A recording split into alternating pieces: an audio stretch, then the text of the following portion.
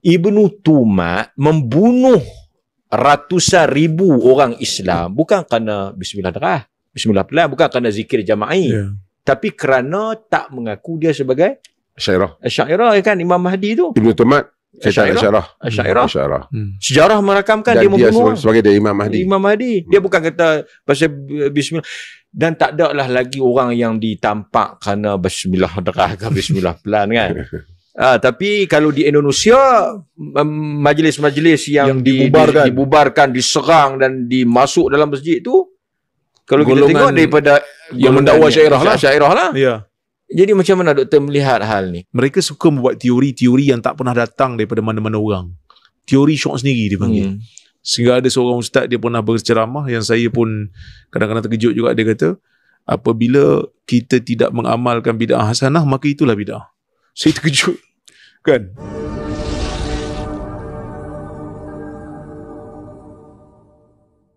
Saya ingat penonton pun jelas bahawa keganasan ni dia taklah soal furuk, soal yang kita bincang tahlil, talqin, apa ni, bismillah. Ibnu Tumat membunuh ratusan ribu orang Islam bukan kerana bismillah darah, bismillah pelan, bukan kerana zikir jama'i, tapi kerana tak mengaku dia sebagai Asy'ariyah kan, Imam Mahdi tu. Ibnu Tumat Asy'ariyah. Sejarah merakamkan dan dia membunuh sebagai dia Imam Mahdi. Imam Mahdi. Dia bukan kata pasal bismillah. Dan tak ada lah lagi orang yang ditampak kerana bismillah darah ke bismillah pelan kan. Tapi kalau di Indonesia, majlis-majlis yang dibubarkan, diserang dan dimasuk dalam masjid tu, kalau kita tengok daripada yang mendakwa Asy'ariyah lah. Ya. Jadi macam mana doktor melihat hal ni? Sebab itu tadi kita sebut isu-isu furuk ni membid'ahkan. Mereka suka membuat teori-teori yang tak pernah datang daripada mana-mana orang. Teori syok sendiri dia panggil. Sehingga ada seorang ustaz, dia pernah berceramah yang saya pun kadang-kadang terkejut juga. Dia kata, apabila kita tidak mengamalkan bid'ah hasanah, maka itulah bid'ah. Saya terkejut kan. Maksudnya dalam banyak-banyak benda, itu juga perkataan dia nak sebut kan. Terkejut juga saya lah. Tapi ini kaedah yang tak tahu datang daripada mana kan. Kerana kalau benda itu dianggap sebagai bid'ah, tak buat bid'ah hasanah, maka dianggap sebagai itulah perbuatan bid'ah. Nabi SAW, apa yang dibuat tak pernah jadi bid'ah kan? Apa yang dibuat tak pernah jadi bid'ah, kerana apa yang Nabi SAW lakukan itu adalah sunnah. Cuma terdapatlah khilaf, adakah itu sunnah tasyri'iyah ataupun tidak tasyri'iyah, adakah itu dituntut ataupun tidak dituntut, adakah itu jibiliyah ataupun adiyah dan sebagainya. Tapi tetap dianggap sebagai sunnah. Cuma bila kita sebut tentang isu, dia ada dua isu kat sini. Tiga isu sebenarnya. Yang pertama, isu khilafiyah. Isu khilafiyah ini sememangnya daripada zaman dulu lagi ada dua golongan manusia yang apabila terlibat dia akan berbeza. Golongan pertama ialah golongan yang memang ekstrim daripada awal pun. Sehingga kan Siddiq Hasan Khan menyebutkan di zaman dia pernah berlaku kecaman, pergolakan dalam isu letak tangan, angkat tangan tak angkat tangan dalam solat. Lebih dahsyat daripada mereka mengingkari orang yang berzina lagi. Disebut. Memang ada. Wujud zaman tu. Yang mana golongan tu golongan mazhabi. Golongan yang berpegang pada mazhab. Yang kalau ikut sifir hari ni bukan Wahabi lah. Sebab Wahabi bagi mereka ialah orang yang tak ikut mazhab. Tapi zaman itu, ketaksuban kepada mazhab telah menjadikan mereka mengecam antara sesama mereka dahsyat daripada mereka mengecam orang yang tak solat sekalipun. Yang tak solat terlepas daripada kecaman mereka. Yang solat, siapa angkat tangan akan dikecam. Siapa yang tak angkat tangan pun akan dikecam oleh mazhab yang berbeza. Jadi memang ada golongan ini yang bergaduh disebabkan oleh kerana khilafiyah. Tapi kita, apa yang kita perjuangkan adalah untuk berlapang dada dalam masalah khilafiyah. Perkampungan sunnah yang dianjurkan oleh Jabatan Mufti Perlis dihadiri oleh puluhan ribu manusia di luar daripada negeri Perlis. Ada yang datang daripada Johor, ada yang datang daripada Perak, ada yang datang daripada Kuala Lumpur, yang daripada Brunei, daripada Sabah, daripada Sarawak. Alhamdulillah, penyokong-penyokong kepada gerakan pemikiran tajdid datang daripada seluruh perusuk lantau ini. Tetapi kita tak dengar cerita mereka yang duduk di luar di Perlis tak pergi masjid hanya semata-mata kerana imam berkunut. Tak pergi masjid hanya semata-mata kerana imam baca bismillah kuat. Kita tak dengar. Bahkan kita suruh mereka pergi ke masjid dan mengikut imam. Imam. Kalau imam kunut, maka kunut.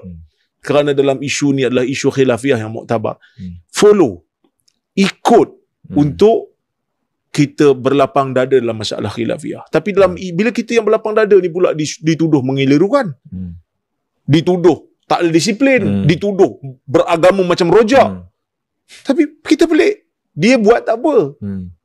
Masuk dalam perbankan dan sebagainya, boleh pula tu campur-campur mazhab, tak kena label. Kita yang nak sedarkan masyarakat jangan taksub. Kita kena lapang dada. Orang berbeza dengan kita dalam isu khilafiyah, maka perlu diraikan. Kita pula dituduh beragama macam rojak. Itu pertama. Yang kedua, isu bid'ah tak bid'ah ni. Dah kalau memang perbuatan tu bid'ah, kita kena kata bid'ah lah, takkan kita nak kata sunnah. Kan? Itu yang pelik tu. Dia kata, tak boleh. Kita tak boleh membid'ahkan amalan orang. Dah memang benda tu bid'ah. Takkan kita takkan tak boleh kata bid'ah. Tidak ada kitab fiqh dalam dunia ni melainkan akan masuk dalam perbincangan bid'ah. Memang perkataan bid'ah tu akan disebut kerana ia adalah satu perkataan yang disebutkan oleh Nabi SAW dalam hadis. Cuma kita kena tahulah, ada bid'ah dalam akidah, ada bid'ah dalam amalan. Jadi bid'ah dalam akidah, umpamanya kita jumpa orang Syiah. Kita nak kata dia ahli sunnah, dia Syiah. Kita kena kata di sisi ahli sunnah, Syiah adalah ahli bid'ah. Adakah kita dianggap sebagai ekstrim ataupun teroris apabila kita menghukum Syiah itu sebagai ahli bid'ah? Tak boleh membid'ahkan amalan orang. Pada sisi kita dia ahli bid'ah. Kerana dia terkeluar daripada ahli sunnah. Amalan orang yang tidak ada sumber dalam syarak, bila dihukumkan oleh mazhab, umpamanya mazhab Syafi'i kata benda ni bid'ah, mazhab Hanafi kata benda ni bid'ah. Umpamanya tadilah dalam tajuk kita disebutkan tentang kenduri arwah. Yang mana kenduri arwah tu yang difahami dalam masyarakat kita ialah kenduri yang dilaksanakan pada malam kematian, bersempena dengan kematian. Dalam kitab-kitab mazhab memang disebut bid'ah mustaqbahah, bid'ah makruhah, bid'ah ghairu mustahabbah. Disebut dalam kitab-kitab mazhab. Amalan ini tidak disunatkan, termasuk dalam bid'ah yang makruh, termasuk dalam bid'ah yang tidak digalakkan, bid'ah yang dianggap buruk. Memang disebut dalam kitab mazhab. Tapi bila kita nukilkan, kita kena dianggap sebagai Wahabi kerana tak mau mengamalkan benda mengelirukan masyarakat. Tapi kitab-kitab mazhab itu tak kena pula. Kita hanya menukil. Buka dalam kitab mazhab Hanafi, buka dalam kitab mazhab Maliki, disebut jelas. Dalam mazhab Syafi'i pun sama. Disebut jelas. Kenduri dilaksanakan ketika mana gembira, bukan ketika mana mendapat berita buruk dengan kematian. Bahkan dalam mazhab Hambali disebut dalam kitab Ibn Qudamah menyebutkan, menukilkan pandangan mengatakan dibuat jamuan pada waktu itu tidak digalakkan. Kerana apa? Menambah kesusahan di atas kesusahan yang ada, menambah kesibukan di atas kesibukan yang ada. Jadi kitab-kitab ni memang menyebutkan. Jadi bila kita nukil, dia kata kita cuba untuk mengelurukan masyarakat, sedangkan kita nukil daripada kitab mazhab. Kan? Itu isu yang kedua. Isu yang ketiga, dia kata suka mensyirikkan orang, suka mengkafirkan orang. Macam dari saudara Faizal sebut, yang suka mengkafirkan orang ni siapa sebenarnya? Kan? Yang suka mengkafirkan orang, alhamdulillah kita di Perlis ni ada disiplin. Kita tak pernah sebut orang tu kafir, melainkan kita akan panggil. Kita akan panggil dan kita akan tegakkan hujah. Kita panggil berdialog.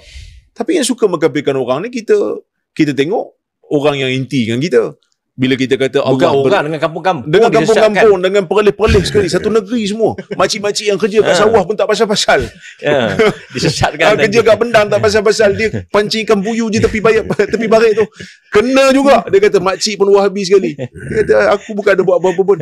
Ini satu orang kata apa, ketidakdisiplinnya seorang mereka apabila berbahas tentang isu akademik, cuba untuk mencari jalan mudah, cuba untuk buat teori yang tak disebutkan oleh orang lain. Wallahualam. Okey, saya tahu kita lajak sikit ni, tapi saya nak bagi juga pasal kita panggil jauh ni kan.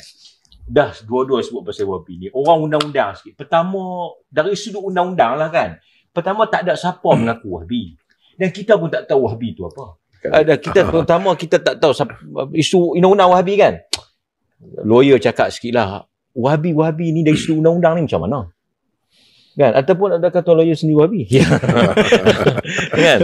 Sebab macam mana? Kan? Kita pasal kita sila orang tuduh pengganas ke apa, kita tahulah. Orang tuduh Wahabi ada setengah orang tu tak tahu aku Wahabi kan. Tak tahu dia masukkan senarai, tengok nama dia ada Wahabi. Sampai tu apa ni 2-3 apa Yamcha ke Cumcha pun jadi Wahabi.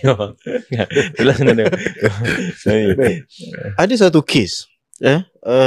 kes yang mana kes tu, dalam konteks kes tu, semasa kes kita pun kita ada rujuk kes tu, diputuskan oleh mahkamah bahawa penggunaan perkataan Wahabi dalam connotation pada masa itu. Fakta kes itu bukanlah sesuatu yang menjurus kepada konsep yang buruk. Jadi dalam kes itu diputuskan bahawa tidak ada salahnya penggunaan konsep perkataan Wahabi ni tadi. Konotasi dia tu tak negatif. Tak negatif dalam fakta kes itu. Jadi kita kena lihat bagaimana fakta ataupun konotasi Wahabi ni digunakan. Okey. So kita ambil satu contoh lah. Contoh depan mata kita, Dr. Aura lah. Paling jelas So konotasi Wahabi yang digunakan lebih kepada menjurus sesat. Bukan setakat sesat lagi. Kalau kita boleh ingat syirik. Sampai mengajak orang kepada sesuatu ajaran baru yang menyesatkan. Jadi kalau fakta penggunaan perkataan Wahabi itu membawa kepada konotasi yang fitnah, yang mana kita baca tu memang jelas, jahatnya Wahabi ni. Bukan setakat jahat, memang Wahabi ni patut dibunuh dan sebagainya, maka itu perlu diambil satu tindakan undang-undang. Kalau setakat dia kata enta handsome macam Wahabi, itu datang pada kita kata tak ada kes lah. Kan? Kalau dia kata kau ni macam ni macam Wahabi, tak memberi kesan apa-apa, okey lah. Tetapi kalau kita lihat berjujai status-status yang dibuat yang menjurus kepada negatif satu benda yang fitnah, maka dari sudut undang-undang sepatutnya tindakan defamation, saman fitnah ni perlu dilakukan lah. Itu dalam konteks undang-undang. Okey. Perlu lihat kepada fakta, setiap fakta yang berbeza lah, setiap satunya. Sebab mungkin boleh jadi juga pasal tak ada satu definisi apa itu Wahabi. Memang tak ada. Tak ada? Memang tak ada. Jadi ikut siapa yang guna tu enggak masuk apa? Okey, sebab itu bila kita lihat, dia kata satu contoh lah kalau saya boleh sebut kan. Dia quote satu negeri fatwa ni. Tapi bila kita tengok dan bila kita teliti fatwa yang dikeluarkan oleh negeri tu, tak sebut pasal Wahabi. Jadi maknanya perkataan itu dia interpret sendiri. Untuk mengatakan bahawa kau dihalang masuk ke negeri-negeri ini, mengajar ke negeri-negeri kerana kau Wahabi.